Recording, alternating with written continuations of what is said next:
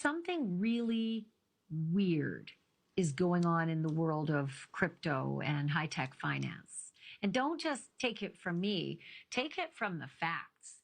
Case in point, 43-year-old Bob Lee stabbed to death on the streets in San Francisco, 2:35 in the morning, Tuesday morning, found alive, but barely, died in the hospital. And this guy is like a tycoon.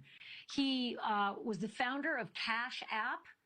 That's like Venmo, like a cash transfer thing. It's huge.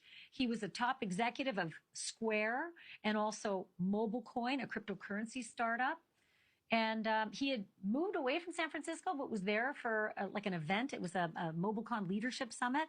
He leaves behind a wife and 2 kids, and they don't have any suspects in custody on this death. Really weird. But maybe what's even weirder is that a lot of crypto guys have been dropping dead just since October. 3 top crypto executives have dropped dead. And joining me now with all these details is Caitlin Becker. She's a senior reporter with thedailymail.com. So who are the others and what are the circumstances, Caitlin? They're all very different circumstances, Ashley. I mean, and we're talking international heads of crypto. Nikolai Mushegian, who's only 29 years old. Tian Kullander was only 30. There was a head of a Russian crypto. We also have Gerald Cotton, Matthew Mellon. One of these are from Canada. This is going back to 2018. There was about 5. I believe this makes the 6th head honcho in crypto who's died under mysterious circumstances. Vyacheslav Taran, who is Russian, died in a mysterious helicopter crash. The circumstances around that are still kind of up in the air.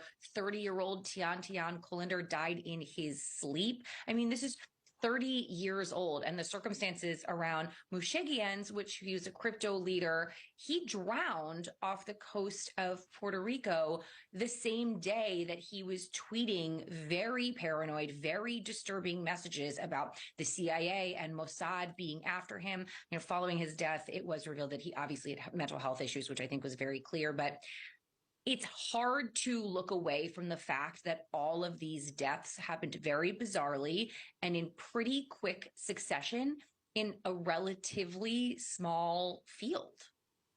Yeah, so the Mushegian was found floating, in the waters off Puerto Rico, like you said, having tweeted, someone's going to murder me. That's bizarre. Tian was worth, what, $3 billion? Is that what his...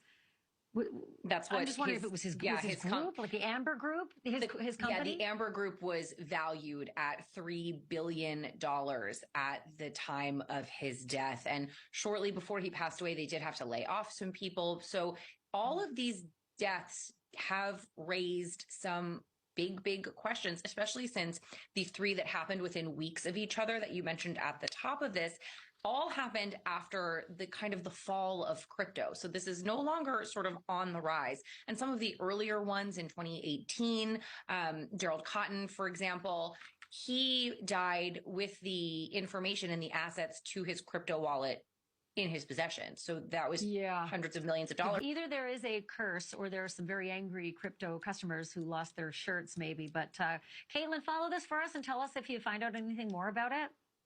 Absolutely, Ashley.